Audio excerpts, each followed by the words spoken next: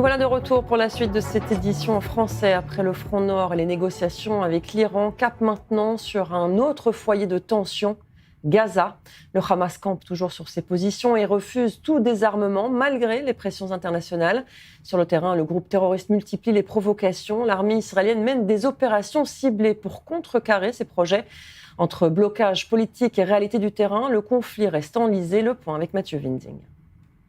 Au Caire, le Hamas a refusé la feuille de route proposée par le directeur général du Conseil de la paix, Nikolai Mladenov. Un diplomate arabe décrit les négociations avec l'organisation terroriste comme avançant très lentement, trop lentement. L'organisation terroriste exige avant même d'aborder la question de son désarmement, le départ complet de Tsahal de la bande de Gaza, la levée, selon ses mots, du siège, le contrôle de la police par le Hamas, ainsi que le contrôle des forces de sécurité par l'organisation terroriste. En Israël, on estime que la réponse du Hamas sera jugée inacceptable par le Conseil de la paix. Des plans opérationnels en prévision de possibles combats à Gaza sont en cours d'élaboration. Hier, dans le centre de la bande de Gaza, la 143e division a neutralisé une menace imminente. Plusieurs terroristes sur une camionnette comptaient attaquer des soldats de Tsahal. Du côté israélien de la ligne jaune, des dizaines de nouveaux tunnels ont été découverts. Le long de cette ligne de démarcation, une barrière multicouche permet désormais d'ajouter de nombreuses cibles à neutraliser. Ce sont des kilomètres de tunnels qui peuvent être détruits chaque semaine le long de la ligne jaune. Une source au sein du commandement Sud a confié à i24 News que d'ici quelques mois, la construction de la barrière le long de toute la bande de Gaza sera achevée. Mathias, on voit clairement que rien ne bouge sur le fond, puisque le Hamas refuse toujours de céder, ce qui oblige l'armée israélienne à agir et pas le contraire, contrairement à ce qu'on entend ailleurs. Est-ce qu'on est aujourd'hui dans une impasse totale qui va obliger à un moment ou à un autre l'armée israélienne d'agir encore plus fort ? Déjà, rappelons quand même que le délai qui était imparti et qui devait normalement déboucher sur un désarmement du Hamas a été dépassé. Et normalement, pourquoi on n'entend pas, je ne vous pose pas la question à vous, bien évidemment, mais pourquoi n'entend-on pas aujourd'hui le Conseil international de la paix ? Alors que normalement, il devrait se prononcer et être très sévère à l'égard du Hamas. Le Hamas ne désarme pas. Le Hamas a envoyé une délégation auprès des Égyptiens pour essayer de renégocier son désarmement. Mais le délai est terminé. Normalement, Israël aurait le droit, selon les termes de l'accord, puisque Israël a toujours respecté tout ce qui s'est passé dans la bande de Gaza vis-à-vis de Donald Trump.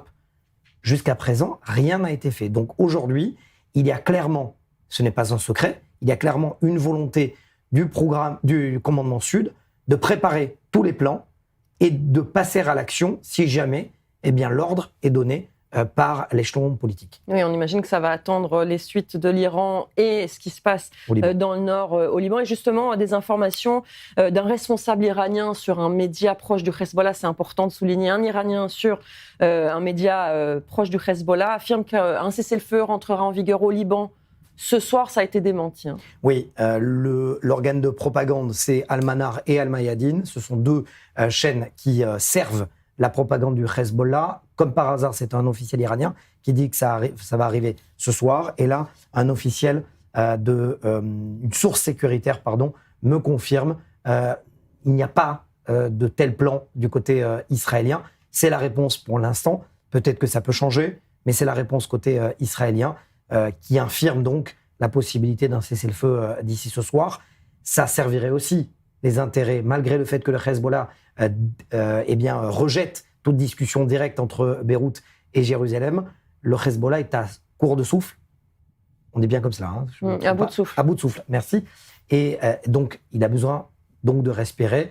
Ça pourrait servir ses intérêts s'il y avait un cessez-le-feu. Pour l'instant, Israël dément. Alors, on va revenir sur Gaza pour une dernière question. La découverte de ce réseau de tunnels par l'armée israélienne, ça prouve que le Hamas a encore les moyens de combattre, de se cacher d'abord, de cacher des armes, de combattre depuis le sous-sol. C'est un vrai problème pour Israël et pour l'armée israélienne. N'oubliez pas quand même que c'est ce à quoi ça sert, justement, cette position israélienne dans la ligne jaune de démarcation, à aller chercher, découvrir les tunnels.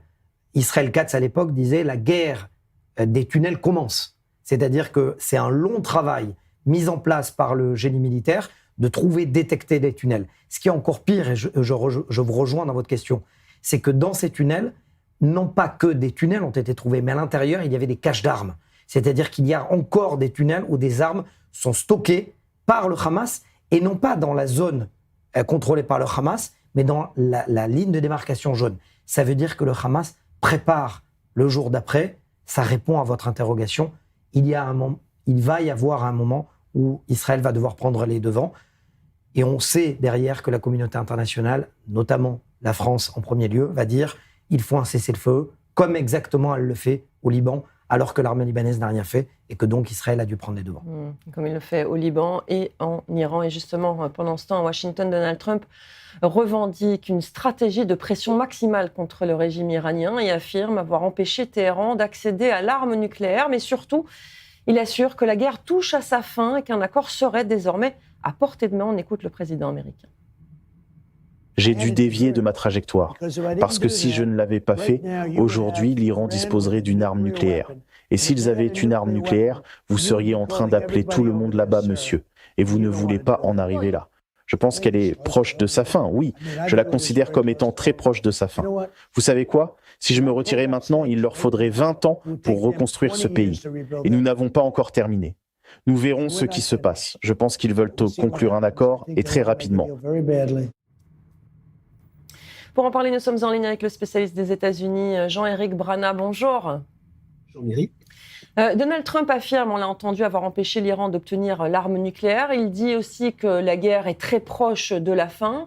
Est-ce qu'il s'agit d'une analyse crédible du président américain ou plutôt d'une déclaration politique destinée à imposer un certain narratif ? Vous l'avez dit dans votre question, il y avait la réponse. Évidemment, depuis le premier jour, il nous explique que c'est la fin.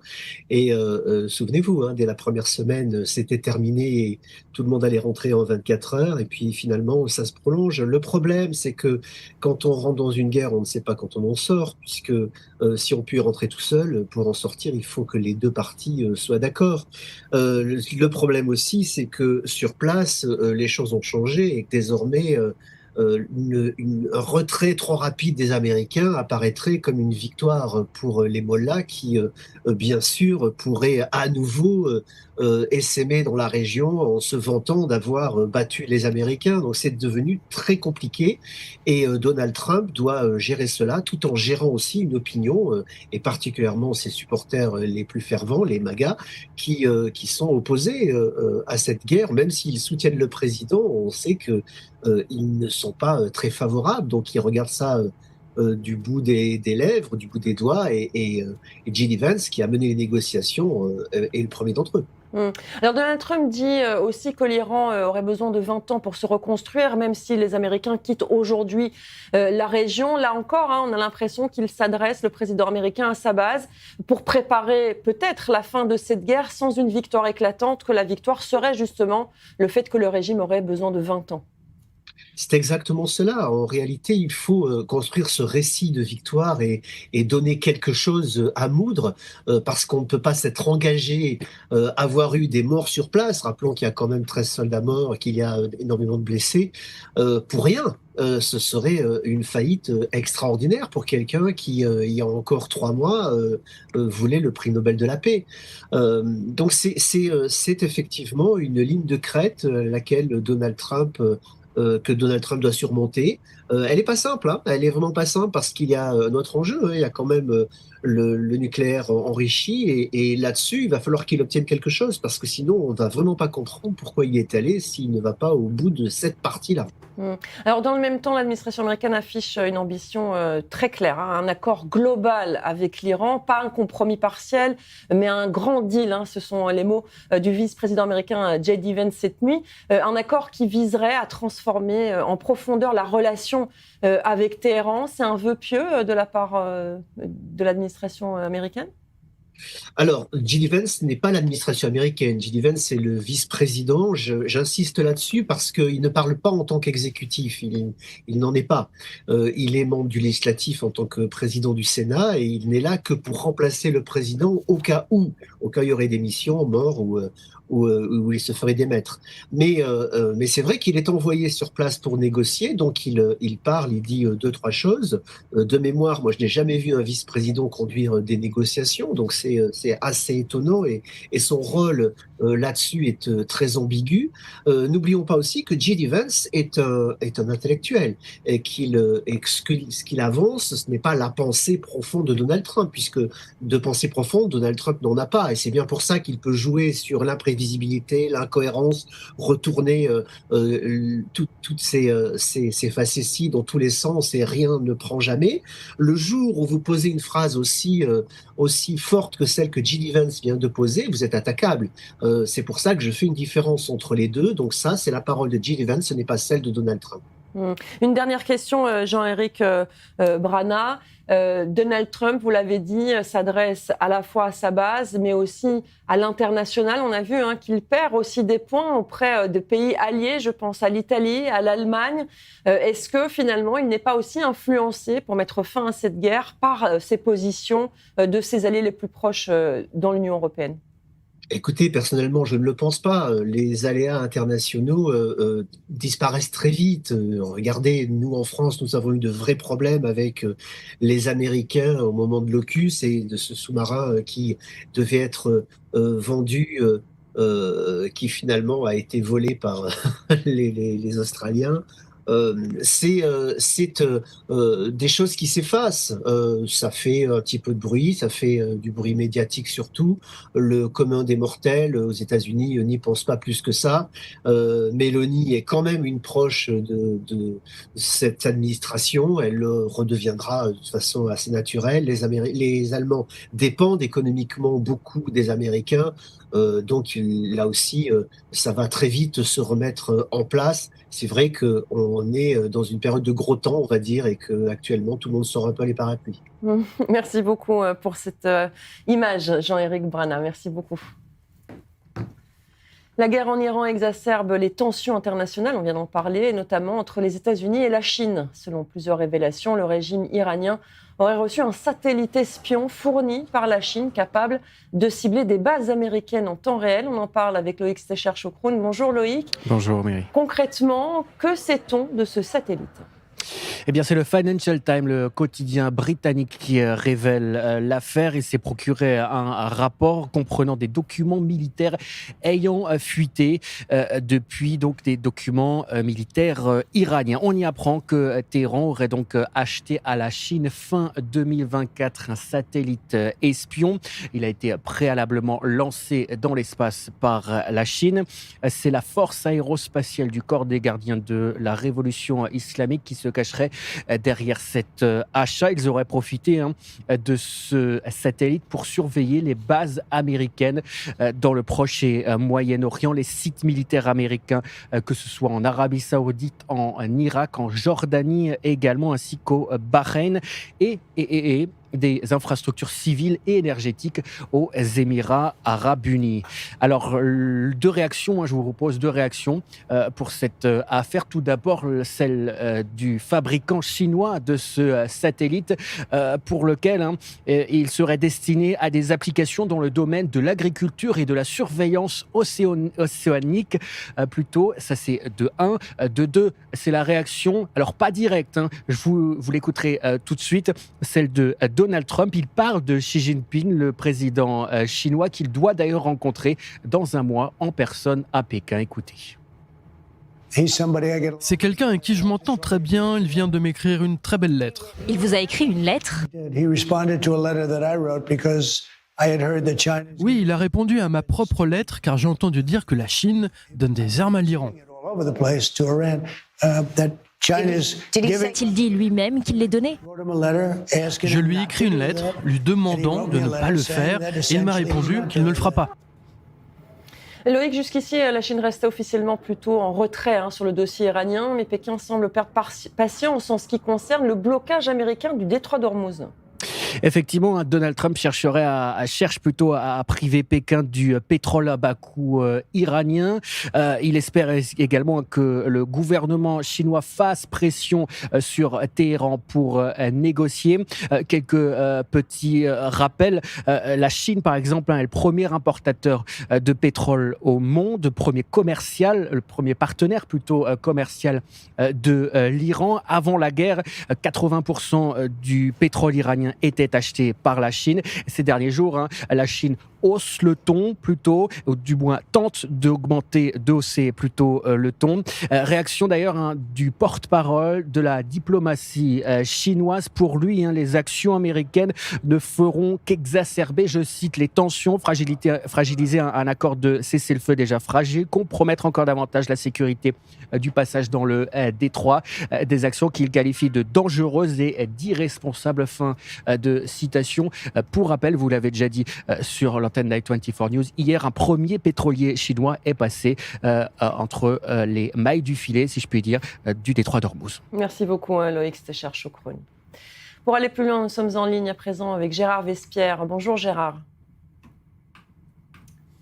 Vous êtes chercheur associé à la Fondation d'études pour le Moyen-Orient et co-auteur de l'essai vers la prochaine révolution iranienne. Merci d'être avec nous, Gérard. La Chine est accusée d'avoir fourni, on l'a entendu, un satellite espion au régime des Mollahs. Est-ce que c'est un tournant dans son implication ou est-ce que c'est la continuité de la coopération entre les deux pays? On sait que ce sont des alliés, la République islamique d'Iran et la Chine. Alors, dans toute déclaration, n'est-ce pas, il y a les mots et puis il y a l'idée. Alors, dans les mots, il ne faut pas être surpris que les mots arrivent maintenant, n'est-ce pas, si l'acquisition du satellite a été réalisée il y a 1 an et demi ou 2 ans, mais les mots arrivent maintenant. Donc, ce qui compte, c'est la coopération, effectivement, que les Chinois soient propriétaires ou non du satellite, peu importe, mais l'important, c'est l'usage qui en est fait. Et donc, il y a effectivement une aide entre partenaires stratégiques pour faire face au ciblage des États-Unis et donc avoir aussi une qualité de ciblage des bases américaines, en particulier de bonne qualité. Voilà, c'est la base même d'une coopération stratégique. Alors, avec le détroit d'Ormuz qui est sous tension, Pékin joue gros sur le plan énergétique. Est-ce que la Chine peut finalement rester en retrait, puisque jusqu'à présent, elle a refusé, en tout cas officiellement, de prendre une position, appel à la désescalade, ou est-ce que Pékin va devoir s'imposer comme un acteur central dans ce conflit ? Mais, de toute façon, elle est impliquée à partir du moment où elle est un allié stratégique de l'Iran, n'est-ce pas? Il y a eu un traité en bonne et due forme signé en mars 2021. Donc il y a cet accord qui structure la coopération, Pékin, Téhéran et puis un peu plus loin Moscou. Et les trois ont signé un accord stratégique au mois de janvier 2026. Donc il y a vraiment une coopération structurelle, politique et géopolitique. Pékin est obligé de s'impliquer parce que là, à travers le pétrole, il y a atteinte au commerce mondial, au développement, à la croissance mondiale. Or, Pékin a obligatoirement besoin des marchés d'exportation parce que 75% de la croissance de son produit intérieur brut dépend de l'exportation. Donc, toute prolongation de cette guerre, tout ralentissement économique atteint directement sa propre économie intérieure. Gérard Vespierre, Donald Trump va rencontrer Xi Jinping le 15 mai à Pékin. Que nous dit cette future rencontre entre ces deux leaders qui, vous l'avez dit, sont stratégiquement opposés aujourd'hui ? Mais ça veut dire qu'effectivement, il y a, quels que soient les chaos sur la route, n'est-ce pas, il y a une communication continue, il y a des échanges continus entre deux pays dont le commerce d'un côté et de l'autre représente plus de 600 milliards de dollars par an, n'est-ce pas? Donc c'est effectivement un montant tout à fait important. Et pour la Chine, donc la relation économique avec New York-Washington est absolument impérative, tout comme les achats américains en Chine sont importants pour maintenir un niveau de vie aux États-Unis. Donc le client tient le fournisseur tient le client. Oui, une dernière question, Gérard Vespierre. Quelles seraient les mesures de rétorsion de la part de la Chine? On sait que la Chine, par exemple, fournit l'Union européenne en masques. Elle est un acteur très important d'un point de vue économique dans le monde. Est-ce que la Chine pourrait jouer sur cette partition-là? Je pense que la Chine ne souhaite pas un élargissement du problème, n'est-ce pas? Si vous évoquez l'Europe, alors que pour le moment, la problématique géopolitique est au Moyen-Orient, c'est élargir le conflit. Or, l'objectif numéro 1, c'est de résoudre le conflit. Donc, l'objectif numéro 2, ne pas l'étendre. Donc, certainement pas d'avoir des relations plus compliquées qu'il n'existe actuellement entre la Chine et l'Europe. Merci beaucoup, Gérard Vespierre, d'avoir répondu à nos questions sur i24 News. Merci à vous. Mathias, d'un point de vue militaire, concrètement, est-ce que la Chine peut représenter une menace pour les États-Unis? Au point de vue militaire, oui. Parce qu'ils ont développé leur armement de manière exponentielle.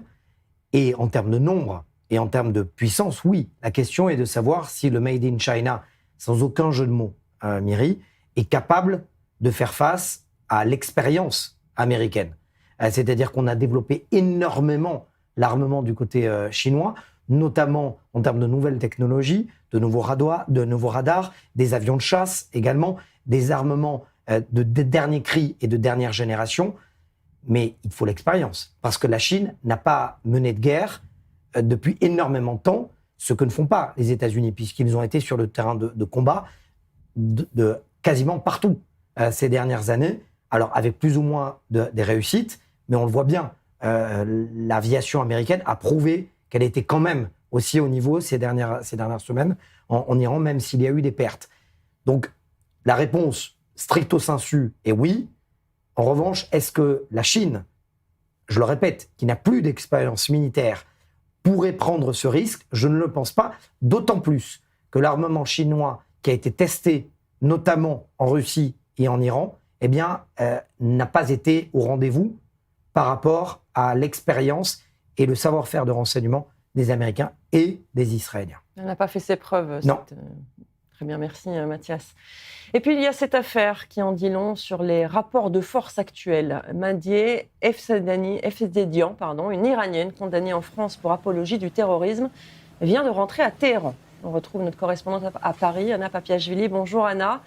Son retour intervient une semaine seulement après le retour en France de Cécile Kohler et Jacques Paris, détenus pendant près de 4 ans en Iran. Absolument, Madieh Esfandiari est rentré en Iran. Voilà ce qu'a annoncé la télévision d'État iranienne qui l'a qualifiée, je cite, de militante pour le droit des Palestiniens. Alors arrêté début 2025, il avait été condamné notamment pour apologie du terrorisme à 4 ans d'emprisonnement, dont un ferme et d'une interdiction définitive du territoire en février 2026.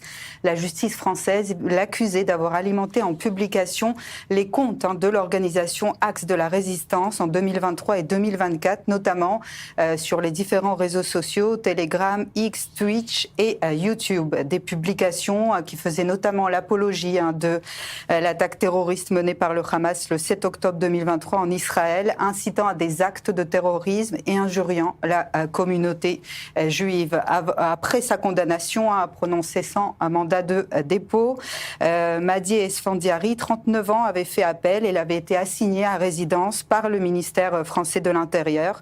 Et quelques heures après l'annonce du retour des ex-otages en France, Cécile Kohler et Jacques Paris, eh bien, son assignation à résidence avait été levée, ouvrant la porte, à son départ du territoire. Alors, Téhéran avait évoqué précédemment, ces derniers mois, un échange de détenus possible, une information jamais confirmée par la France. Par ailleurs, le ministre français des Affaires étrangères, Jean-Noël Barrot, avait toujours démenti tout accord d'échange avec la République islamique d'Iran. Merci beaucoup Alain Papiachvili depuis nos studios à Paris. Mathias, cette affaire, elle est difficile, on va dire, pour la France parce qu'il y a de plus en plus de voix qui estiment que cette Iranienne, qui a été condamnée pour apologie du terrorisme, était en fait une monnaie d'échange pour récupérer les 2 ex-otages français, ce que l'Élysée, évidemment, nie, mais dans les faits, elle a pu regagner l'Iran une semaine après la libération des 2 Français.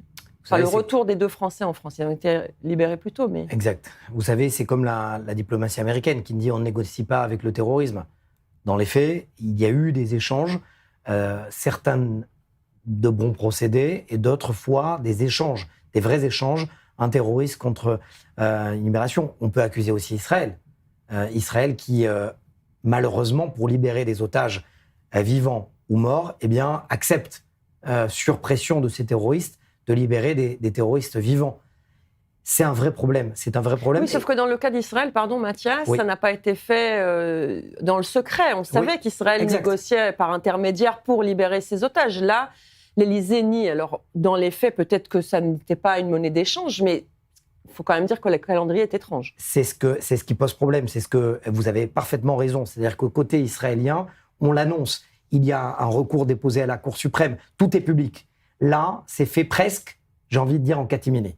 Et il y a une autre histoire, et je n'ai pas envie d'épiloguer au niveau économique et financier, parce qu'on sait que c'est extrêmement dangereux d'évoquer ce problème-là, notamment au niveau du détroit d'Ormuz. Il y a beaucoup de signes qui montrent qu'il y a beaucoup de décisions géostratégiques qui sont faites en sous-main. Merci Mathias, vous restez avec nous dans un instant. La suite de cette édition spéciale, on reviendra sur les risques d'une reprise de la guerre avec l'Iran et sur les scénarios possibles dans les prochains jours. Restez avec nous.